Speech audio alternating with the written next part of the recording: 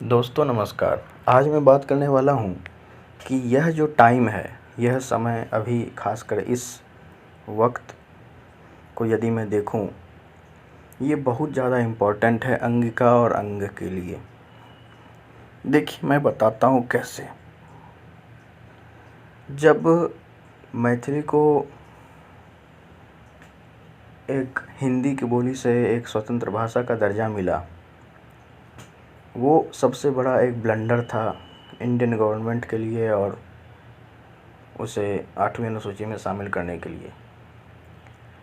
और जिस समय इसे भाषा का दर्जा मिला, उसी समय काउंटर डिमांड भी अंगिका स्पीकर्स को भी करना चाहिए था कि हमें भी भाषा का दर्जा दो, और हुआ भी होगा। लेकिन अभी का वक्त इसलिए इम्पोर्टेंट है क्योंकि अभी का वक्त है, यहाँ पे अंगिका स्पीकर्स अपना स्ट्रगल कर रहे हैं इसे एक भाषा के रूप में बनाने के लिए, और मैथिली स्पीकर्स ये कोशिश कर रहे हैं कि किसी भी तरीक़ा से इसे हम लोग मैथिली की बोली के रूप में रखें। यहाँ पे अब ये मामला चल रहा है, टसल ये है। और अभी इसमें जहाँ पर जो जितना आगे बढ़ चढ़ के सपोर्ट करेगा, जितना जो आगे बढ़ चढ़ कर के भाग लेगा, उसका पलड़ा भारी रहेगा हमेशा। क्योंकि आप ये देखिए कि अभी तक तो भारत सरकार और बिहार सरकार और झारखंड सरकार, ये सभी सरकारें अंगिका को एक स्वतंत्र भाषा मानती हैं, लेकिन स्टेटस नहीं दी हैं। मैंने इसका प्रूफ भी आपको पिछले वीडियो में दिखा दिया है। लेकिन अगर मैथिली स्पीकर्स इसी तरीके से अगर वो प्रोपेगेंडा करते हैं ट्विटर पे और हर जगह पे, अगर ये वो लोग प्रोपेगेंडा कर रहे हैं और प्रोपेगेंडा करने में अगर वो सक्सेस हो जाते हैं, तो वो दिन दूर नहीं जब भारतीय सरकार और केंद्र सरकार इसे मतलब अंगिका को मैथिली की बोली के रूप में रखने लगेगी। और हिंदी से किसी भाषा को लिबरेट करना ज़्यादा आसान है इन कंपैरिजन टू एक वैसी भाषा जो पहले से बोली थी और अब उसकी बोली के रूप में रहना वो बहुत ज़्यादा मुश्किल है।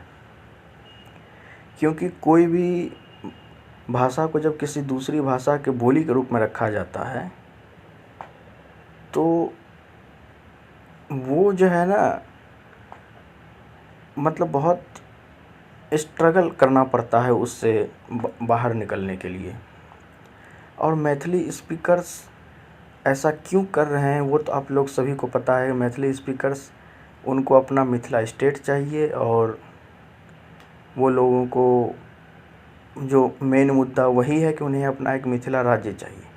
और इसमें बढ़ चढ़ करके सबसे आगे आ रहे हैं मैथिल ब्राह्मण, जबकि मैथिल और मिथिला के ही जो अनदर कास्ट के लोग हैं, कुछ ब्राह्मण तो मैथिल ब्राह्मण जितने हैं वो सभी कोई मिथिला राज्य चाहते हैं, और कुछ एकदम मतलब यदि ये मान लीजिए टोटल पॉपुलेशन, अगर टोटल प्रो मिथिला स्टेट की रेशियो निकाली जाए तो 90% प्रो निकलेंगे मैथिल ब्राह्मण और 10% है कुछ यादव लोग।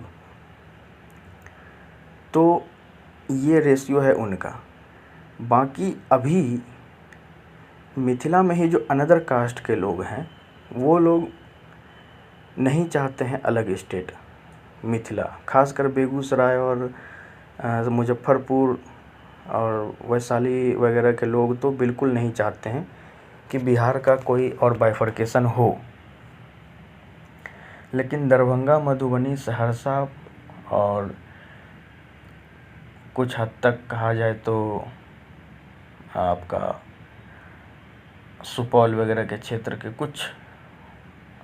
सुपौल के कुछ क्षेत्र के लोग, और बाकी ये 3 ज़िलों के तो सारे लोग पूरा का पूरा चाहते हैं कि मिथिला स्टेट बने। ये इनका मानना है। लेकिन अभी इस वक्त हम अंगिका, भोजपुरी, मगही और जितने भी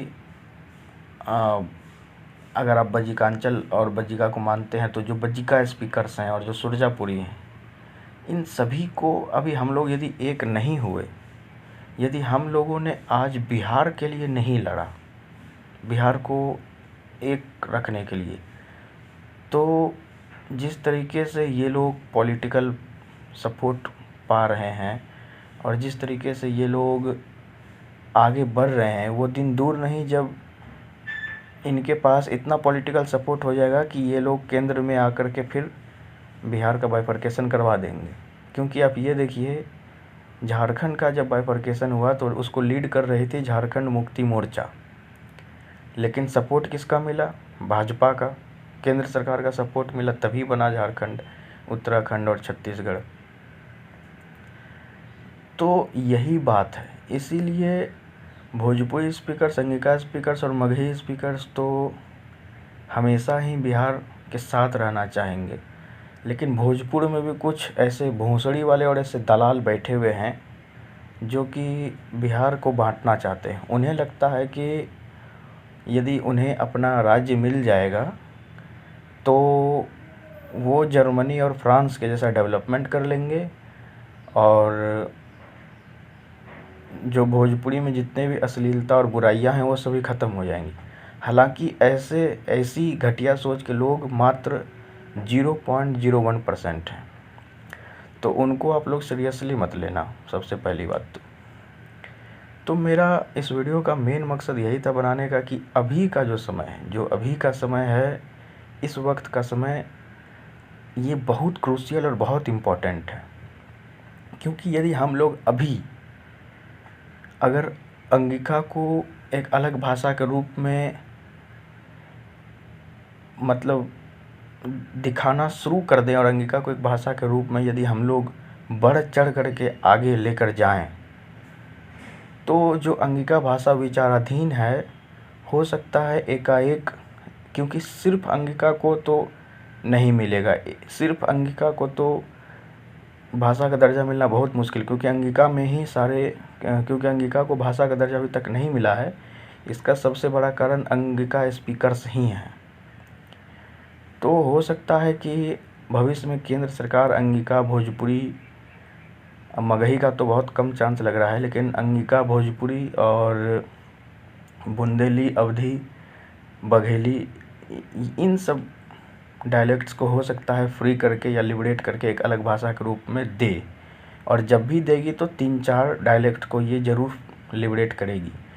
तो उसी समय अंगिका को हमें लिबरेट करवाना है, अभी जिसके भी बोली के रूप में रखती है। क्योंकि हम लोग तो यहाँ सेंसस में अंगिका लिखवाते हैं, अब भारत सरकार उसे हिंदी की बोली के अंडर में डाल दे या मैथिली की बोली के अंडर में डाल दे, वो तो भारत सरकार के ऊपर निर्भर हो सकता है। उनके मन पे वो उर्दू के अंदर भी डाल सकते हैं, सिंधी, कश्मीरी के अंदर भी डाल सकते हैं, वो तो भारत सरकार के ऊपर है। लेकिन हमारा ये कहना है कि अभी का जो समय है ये बहुत ज़्यादा इम्पोर्टेंट है और बहुत ज़्यादा क्रूशियल है अंगिका को एक अलग भाषा के रूप की आइडेंटिटी दिलाने के लिए।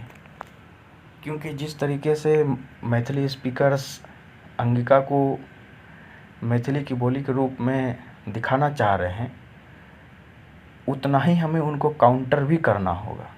क्योंकि वो लोग ऑडियंस खींचना चाह रहे हैं, वो लोग ये दिखाना चाह रहे हैं कि जितना ज़्यादा से ज़्यादा लोग ये जान पाएँ कि अंगिका मैथिली की बोली है, जबकि हम लोगों को भी यही चाहिए कि हम लोग ये दिखा पाएँ कि अंगिका मैथिली की बोली नहीं बल्कि एक संपूर्ण और समृद्ध भाषा है।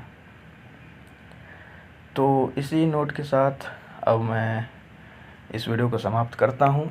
और अंगिका वास्तव में एक संपूर्ण समृद्ध भाषा ही है, चाहे भारत सरकार इसे जिसकी भी बोली के रूप में रखे, भारत सरकार के ऊपर है। लेकिन किसी के कुछ करने या कहने से सत्य नहीं टलता है, सत्य की हमेशा जीत होती है। और अंगिका एक संपूर्ण समृद्ध भाषा थी, है और रहेगी। जय हिंद, जय भागलपुर, जय हिंद प्रदेश। अंगिका भाषा जिंदाबाद।